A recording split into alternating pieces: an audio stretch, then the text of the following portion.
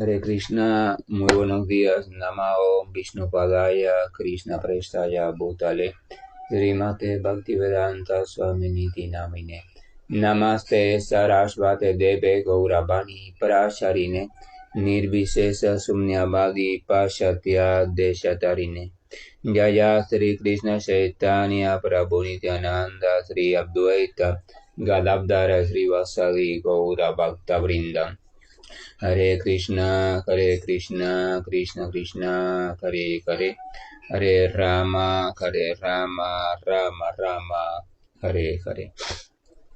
Hare Krishna reiterado. Vamos a continuar con las lecturas y reflexiones sobre los textos del Bhagavad Gita, porque sabemos que el servicio devocional al Señor Supremo comienza por escuchar tanto las palabras del Señor Supremo, así como palabras que se refieran al Señor Supremo.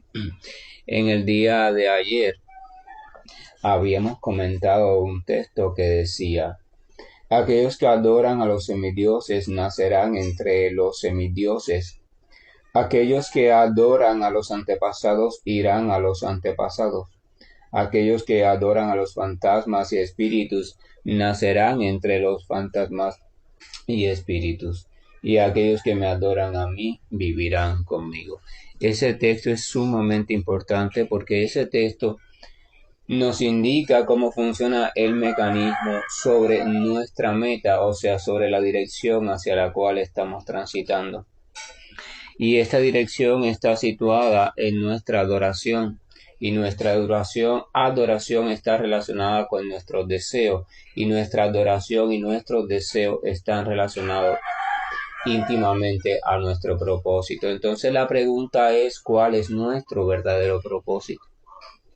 Transitar por la vida sin un propósito definido y estable, entonces es una situación muy peligrosa. Es como transitar por un gran océano en una embarcación muy rústica, sin la menor condición, sin brújula, sin mapa y sin siquiera algo para impulsarte, o sea, un remo o una vela para cuando el viento sople, esa vela impulsa al barco.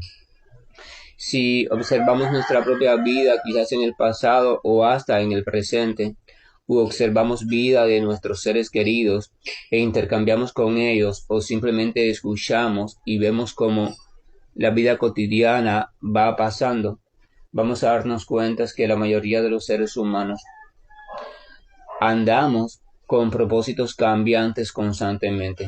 O sea, nosotros los seres humanos, por determinadas circunstancias e incluso por deficiencia en nuestro algoritmo mental, que no lo hemos organizado ni hemos aprendido a explotarlo adecuadamente, andamos cambiando, modificando nuestros propósitos constantemente. Claro que una persona podría decir: pero bueno, si la vida es cambio, entonces los propósitos también tienen que cambiar. Evidentemente hay dos tipos de propósitos. O sea, hay un propósito que es el propósito nuclear o elemental o fundamental de tu vida, propósito que ha de ser constante, y hay un propósito que es el propósito circunstancial. Este tipo de propósitos circunstanciales, la palabra lo dice, depende de las circunstancias y cambia en el tiempo. Pues cuando cumples uno, entonces surge otro, o a veces tienes varios propósitos al mismo tiempo. Y eso es natural que sea así. Pero cuando tu vida está basada simplemente en los propósitos circunstanciales y tú desconoces, tú no has descubierto, tú no has escudriñado, tú no has averiguado sobre tu propósito constante o tu propósito eterno o tu propósito básico o tu propósito estructural, entonces debes saber que tú nunca vas a encontrar orientación en la vida. Tú siempre vas a estar dependiendo de las circunstancias y de los propósitos circunstanciales, por tanto, tu vida nunca va a ser estable. Tú nunca vas a poder liberarte de la frustración, de la posible tristeza en un momento, de la ira, del desconcierto, de la desorientación, de la dualidad de la felicidad y la infelicidad. Nunca vas a poder hacerlo. Tú nunca vas a poder comprender de qué se trata la espiritualidad. Porque para eso primero tienes que preguntarte, preocuparte y dedicarte con seriedad a encontrar y descubrir cuál es tu propósito de vida, no el propósito de ahora que tienes hambre o ahora que tienes sueño o ahora que quieres comprar una casa o ahora que quieres obtener un trabajo nuevo, no. Esos son propósitos circunstanciales, de hecho son diferentes para cada persona en cada momento. En una misma circunstancia incluso las mismas personas responden con propósitos diferentes. Yo hablo de tu propósito fundamental. O sea, tu propósito fundamental es el que responda a la siguiente pregunta. ¿Para qué existo? ¿Para qué estoy en este cuerpo de ser humano? ¿Para qué estoy en esta vida? ¿Para qué estoy en este planeta? ¿Para qué existo? ¿Para qué existo? Tu propósito de vida, uno podría preguntarse, pero ¿cómo lo descubre? Entonces tú tienes dos maneras de descubrirlo.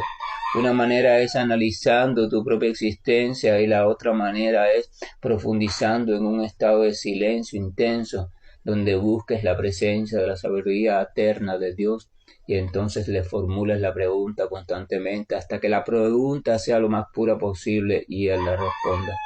La primera es el modo indirecto, analizando tu propia existencia. Si usted se sienta con tranquilidad con el tiempo, va despejando su perturbación mental y usted se pregunta cuáles son mis cualidades de nacimiento, mis aptitudes de nacimiento, mis tendencias de nacimiento, entonces usted va a encontrar el propósito, porque las cualidades de nacimiento de usted como ser humano, lo que le gusta hacer, aquello por lo cual usted siente inclinación, aquello para lo que usted es bueno, eficiente, aún sin haberlo estudiado, o sea, tienen vocación, tienen aptitudes para eso. Eso no es más que señales que le indican cuál es su propósito. Su propósito entonces debe estar de alguna forma relacionado a eso. O sea, su propósito es llegar a dedicarse de algún modo a eso en algún tiempo, en algún momento, de alguna manera. Y entonces, embarcado en eso, embarcado en esa cualidad, embarcado en ese vehículo, entonces poder realizar el propósito de la existencia. A veces hay quien dice, también he escuchado incluso de algunos guías y orientadores, y esto no es cuestionamiento ni crítica, es comentario. He escuchado que dicen que en la vida no hace falta propósito, lo único que hace falta es existir. Pero también he visto que esos mismos guías y orientadores en otras conferencias hablan de sus propósitos. Tienen propósito de ayudar a la recuperación de la ecología, tienen como propósito ayudar a los niños sin hogar, te están haciendo un programa de rehabilitación para no sé qué y no sé cuándo. Entonces uno le podría preguntar, ¿acaso no tienes propósitos? ¿No estás hablando de propósitos? Entonces, ¿cómo en tu conferencia anterior dijiste que no es necesario un propósito? Entonces, ¿por qué tú, queriéndolo o no queriéndolo, te estás enrumbando en un propósito? Cuando uno no tiene un propósito definido, entonces uno es como disparar con un arco y no saber a qué vas a disparar. Hay dos cosas muy diferentes. Una cosa es no tener blanco, no tener meta a la cual disparar. Y otra cosa es centrarte demasiado en la meta, no en la meta, sino en el querer dar en el blanco. Son dos cosas muy diferentes. No centrarte en el triunfo, simplemente centrarte en el disparar y hacerlo lo mejor posible, lo más tranquilo posible. No es lo mismo que no tener hacia dónde disparar. Es necesario tener hacia dónde disparar, es necesario tener un propósito definido de vida, es necesario descubrir nuestro propósito de vida y entregar nuestras energías a ese propósito. Porque cuando tú no tienes un propósito directriz en tu vida, tus energías van a estar incoherentes, no podrán organizarse en un mismo sentido. Es como si un río tuviera muchas corrientes contrarias. O sea, ¿qué pasa cuando un río tiene muchas corrientes contrarias? Se vuelve turbulento y se forman aquello que se llama remolino en el agua. Es muy peligroso. Pero sin embargo, cuando todas las corrientes de un río se mueven en la misma dirección, si el río tiene su propósito definido, entonces el potencial de ese río se desarrolla a plenitud dentro de sus propias limitaciones. Es necesario. Entonces la pregunta es, ¿cuál es el propósito de mi vida? Realmente, ¿cuál es mi propósito? Mi propósito de vida total, no mi propósito de este momento, mi propósito de vida total. Porque mi propósito de cada momento en su fase superior debería de estar tributando a mi propósito supremo de vida o mi propósito fundamental o esencial de vida. Cuando sus propósitos circunstanciales son diseñados en contradicción con su propósito original de vida, entonces usted va a tener una vida muy turbulenta y agitada, una vida de mucho sacrificio, porque simplemente sus propósitos circunstanciales van a estar convidando o dirigiendo una parte de sus energías hacia un punto diferente al punto hacia el cual está queriendo ir otra parte de su energía. Y cuando usted anda con su energía muy fragmentada en esta vida, entonces usted nunca podrá obtener la plenitud en nada, porque plenitud significa que todas sus energías, todas sus dimensiones, todas sus áreas, todas sus potencialidades están dirigidas hacia un mismo punto. Así funciona Dios. Dios es la suprema personalidad y todas sus energías están esperando simplemente un deseo de Él. Cuando Dios desea algo, todas esas energías, todas las energías de Dios se ponen en función del logro de ese algo, de ese propósito. Por eso es que todo es perfecto en Dios y por eso es que Dios no se puede frustrar. O sea, todo sucede de manera maravillosa. Pero nosotros, aunque somos porciones de Dios, no estamos funcionando de esa manera. Nosotros simplemente estamos fragmentados porque nuestro propósito de vida es desconocido, porque no nos interesa conocer nuestro propósito de vida, nos interesa comer, alimentar este cuerpo, nos interesa tener satisfacción sexual, nos interesa defendernos de nuestros incontables temores, nos interesa dormir, nos interesa el disfrute, nos interesa todo menos descubrir para qué estoy aquí, por qué estoy aquí, cómo puedo ser pleno aquí. Debe llegar un momento en la vida en que uno se debe hacer esa pregunta, ¿cuál es mi propósito de vida? Es probable que quien se hace esa pregunta llega también un momento en que cae en una crisis existencial porque se da cuenta que no conoce su propósito de vida. Y cuando uno no conoce su propósito de vida, ni tampoco quiere seguir una vida así desorientada, uno se queda en un estado intermedio muy lamentable. Ya no encuentra felicidad en su antigua vida, pero todavía no conoce hacia dónde dirigir su nueva vida. Y en ese estado lamentable uno clama al Señor Supremo y el Señor Supremo entonces a su debido tiempo le revela la guía a seguir. Pero si uno en ese estado lamentable da marcha atrás y vuelve a su vida sin propósito, entonces debe saber que volverá a una situación peor en la que estaba. Propósito de vida, ¿cuál es tu propósito? Porque de acuerdo a lo que sea tu propósito, ahí estará tu adoración. La adoración, nuestro sentido de adoración, nuestro sentido de alabanza, nuestro sentido de glorificación, nuestro sentido de tratar de caer bien, está estrechamente relacionado con nuestro propósito. Si mi propósito es entrar a trabajar en una empresa, entonces yo voy a tratar de caer bien, dar una buena imagen, una buena impresión, adular lo que sea al director de la empresa, a la secretaria, a no sé quién, a alguien que tenga poder en la empresa. Si mi propósito es tener un cuerpo musculoso y con músculos bien definidos, entonces yo voy a comenzar a adorar, a tributar, a visitar, a gimnasios, entrenadores, buscar medicamentos o pastillas, esteroides que sirvan para eso. O sea, todas mis actividades van a dirigirse. Y mientras más fuerte e intenso sea mi propósito, entonces más energías mías se van a dirigir hacia ese propósito. Entonces es esencial descubrir cuál es mi propósito de vida.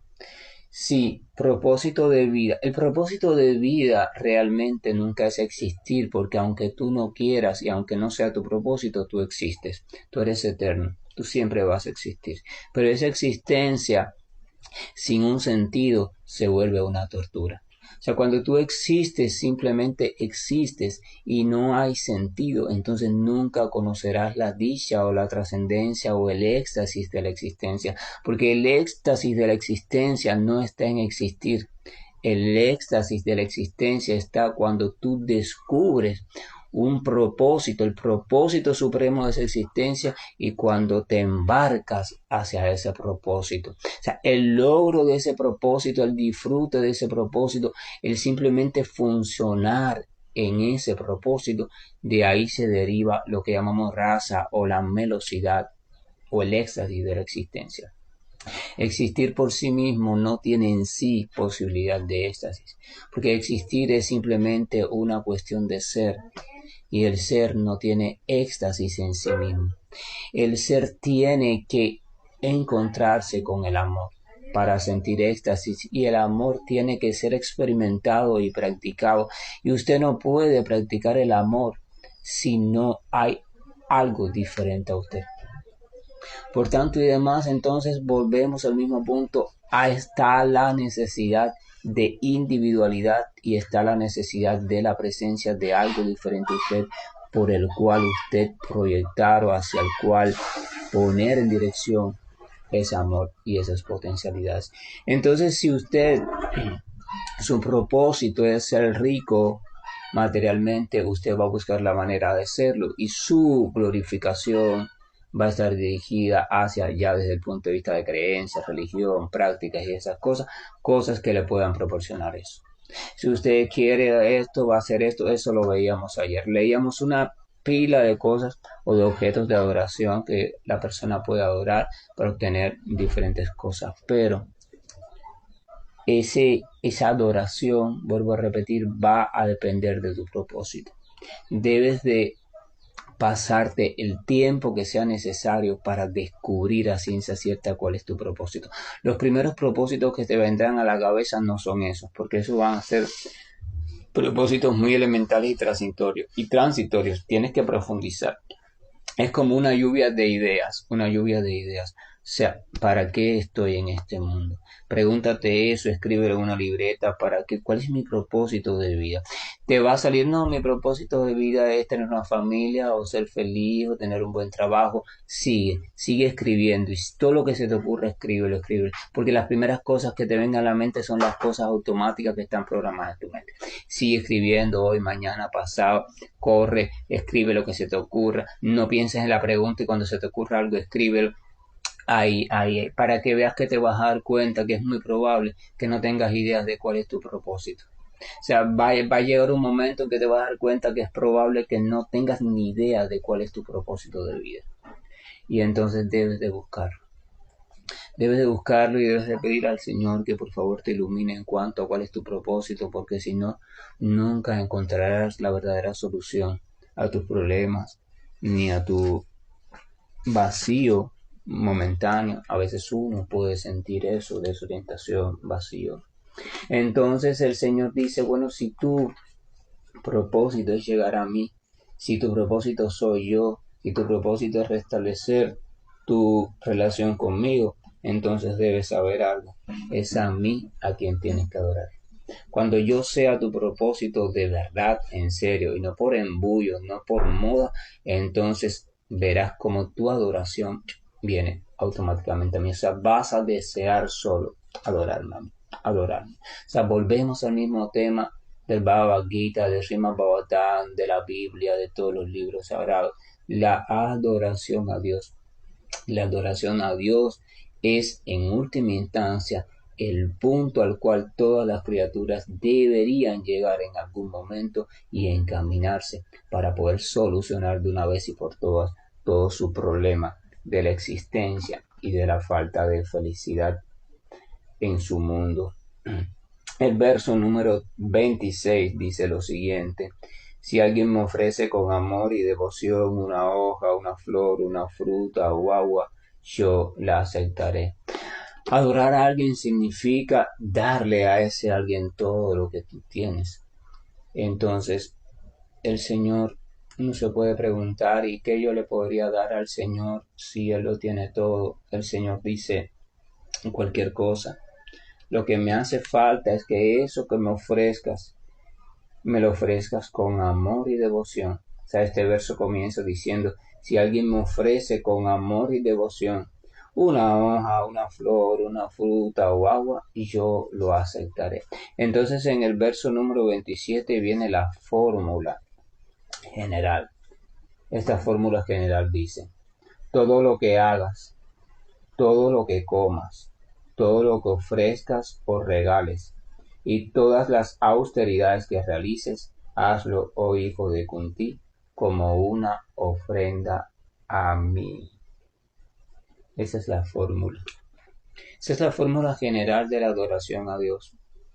Esa es la fórmula perfecta de la adoración a Dios. Todos tenemos que en algún momento alimentarnos de algo. Todos tenemos que hacer algún tipo de actividad. Todos tenemos que en algún momento relacionarnos con algún tipo de circunstancia, persona u otra entidad viviente. Todos tenemos que hacer diferentes cosas que son imprescindibles para mantener la vida como ser humano. Entonces el Señor está diciendo, todo lo que hagas, hazlo como ofrenda a mí.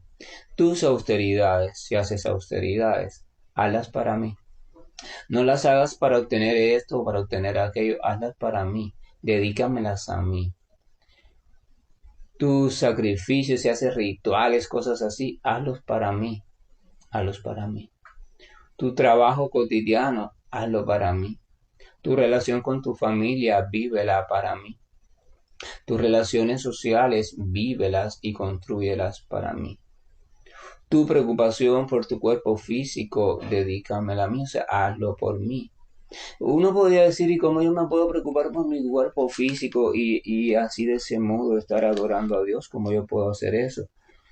Tú debes saber que tu cuerpo físico es como un instrumento, de hecho es un instrumento, es una maquinaria. Entonces vamos a suponer que alguien tiene un automóvil en el taller, que ese alguien está pagando un precio muy alto para que les reparen bien el automóvil porque está todo hecho un desastre y ese automóvil queda justo, queda ahí a la medida, queda perfecto. Entonces ese alguien paga todo el cheque por el trabajo de mecánica, se monta en el automóvil, va a gran velocidad y simplemente se dedica con el automóvil a hacer cosas que no son buenas socialmente.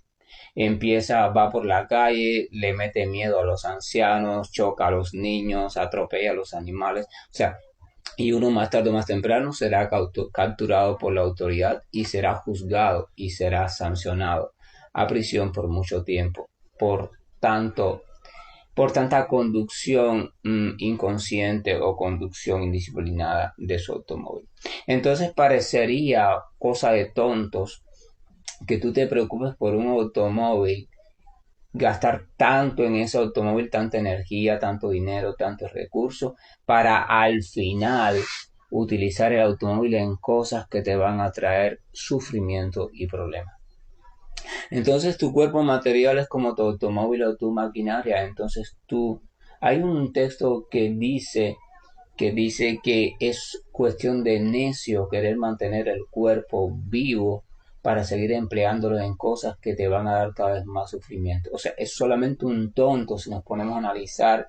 Todo el mundo quiere seguir viviendo, pero la gente, como promedio, incluyendo nosotros mismos, no nos damos cuenta que a veces el estilo de vida que tenemos, lo único que está haciendo es condenándonos cada vez más, preparándonos un futuro cada vez peor porque estamos viviendo una vida motivados por diferentes programaciones mentales que nos llevan a hacer daños a los demás o a hacernos daños a nosotros mismos mediante apegos, lujurias, etcétera, etcétera. Entonces nosotros estamos queriendo tener un día más de vida, pero ese día más de vida lo único que está haciendo es empeorando nuestra condena presente y futura.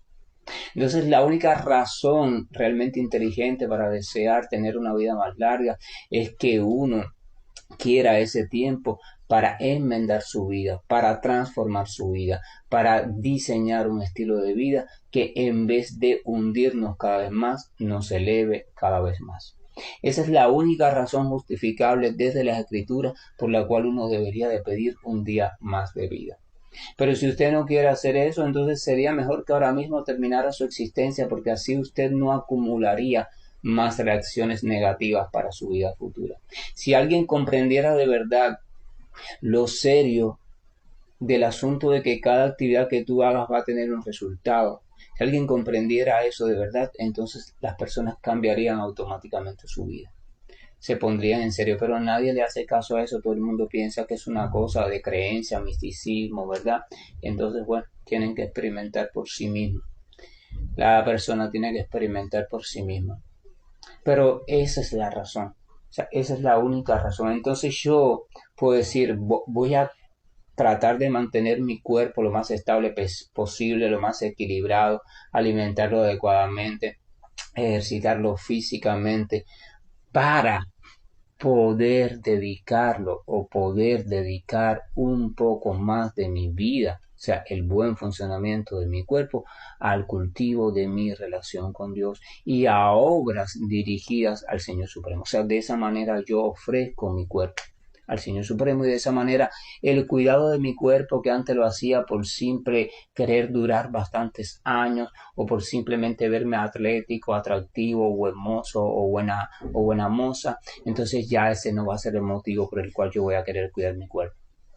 Ahora el motivo es simplemente para poder aprovecharlo lo mejor posible en mi servicio al Señor Supremo y en mi evolución como ser humano, porque me he dado cuenta que ese se ha convertido en mi propósito de vida, por poner un ejemplo.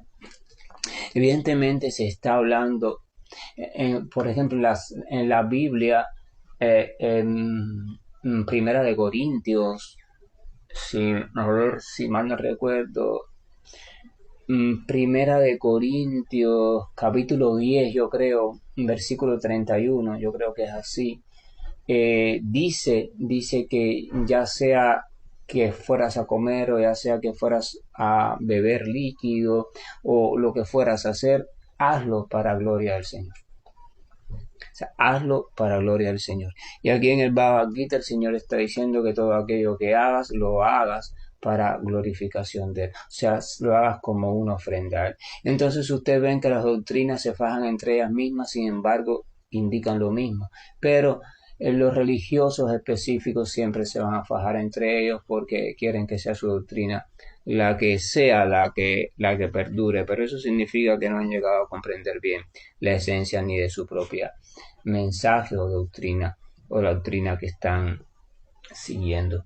Pero esa es la cuestión. Cuando se convierte en tu propósito de vida, tu relación con el Señor, entonces todo poco a poco va a ir encauzándose en el agrado a ese Señor y en el cultivo de esa relación. Pero también una persona podría decir, ya yo no tengo posibilidad de cultivar esa relación porque ya yo estoy tan hundido, ya yo estoy tan lleno de cosas tan oscuras en mi vida, de actos tan malvados, ya yo tengo tantas reacciones pecaminosas acumuladas que para mí no hay posibilidad. Entonces en el Prema Vivarta se dice lo siguiente: la glorificación del santo nombre del Señor erradica todos los resultados de actividades desfavorables de aquel que se refugia con sinceridad en los pies hermosos del Señor Supremo. Puede que se trate del alma más abominable, del más grande de los mentirosos, del más terrible de los engañadores, de una persona arrogante, de una persona extremadamente egoísta, de una persona completamente perdida en los vicios y adicciones, de una persona crasamente materialista, enloquecida siempre por el disfrute material, de una persona apegado a todo tipo de cosas destructivas. Pero aún así, si esa persona reconoce su estilo desfavorable de vida, si se percata de ello, y sinceramente desde su corazón y en solitario incluso llora con remordimiento sincero por el tiempo que ha perdido, por cómo, cuánto se dejó hundir en un momento determinado, y esa persona canta o glorifica o comienza el sendero de glorificación y agradecimiento al Señor Supremo y a sus santos nombres, entonces se debe saber que con seguridad muy pronto Debido a su avance y su entrega espiritual, esa persona irá quedando limpio de todas sus reacciones desfavorables y será elevada a la posición de un brahmana puro. Eso dice el Prema Vivarta. No hay restricción, no hay nada que sea lo suficientemente fuerte como para impedir que tú en un momento determinado, por convicción propia y con toda sinceridad, recurras abierto, con los brazos abiertos y expongas todas tus calamidades frente al Señor, todas tus oscuridades. Nada te lo puede impedir. Nada te puede impedir que tú realices eso, y nada te puede impedir que tú, a pesar de todas las actividades anteriores, puedas encaminarte en el sendero de conciencia de Dios o el sendero del servicio devocional. En el Chaitanya Charitamrita Madhya Lila, en el capítulo 22, el Señor dice lo siguiente en el verso 33 del capítulo 22. Voy a leer el verso 33 y el 34. El Señor dice lo siguiente: una persona queda libre de las garras de la ilusión y la ignorancia tan pronto como dice sincera y seriamente en su corazón, por comprensión propia, lo siguiente: mi querido Señor, aunque yo te he olvidado durante tantísimos años que ya ni siquiera recuerdo y tantas vidas en este mundo material, hoy, en este instante, me entrego a ti. Soy tu sirviente serio y sincero, y eso quiero ser por siempre. Por favor, ocúpame en tu servicio. O sea, en el Chaitanya Charitamrita el Señor Supremo dice eso, que esa persona, si llega un momento en su vida en que llega a la conclusión de cómo ha perdido su tiempo, cómo se ha enredado tras cada actividad y simplemente descubre que su propósito de vida es simplemente transitar hacia su estado de vida original en relación con Dios Supremo, y se lamenta por todo el tiempo que ha perdido, y se lamenta por cómo ha escapado de Dios, y se lamenta por cómo ha ido en contra de la voluntad del Señor muchas veces, de la voluntad no, del plan del Señor de bienestar para él. Dios únicamente quiere que seamos felices, pero nosotros mismos hacemos cosas que nos derivan infelicidad.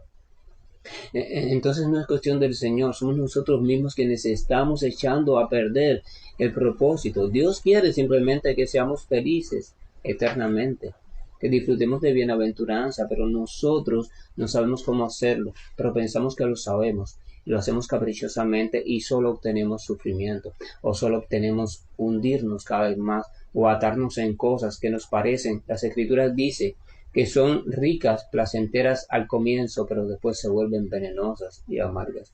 Entonces, si uno se da cuenta de eso y uno simplemente dice, sinceramente, ese dice no es con palabras, uno lo puede hacer con palabras, pero no es con palabras, lo decíamos ayer, tiene que ser un sentimiento del corazón, que uno sienta dolor por eso y decir, Señor, por favor, qué desastre he hecho con mi vida, qué desastre, pero ahora me doy cuenta de eso, antes no me había dado cuenta, yo quiero, necesito tu ayuda, por favor, acéptame.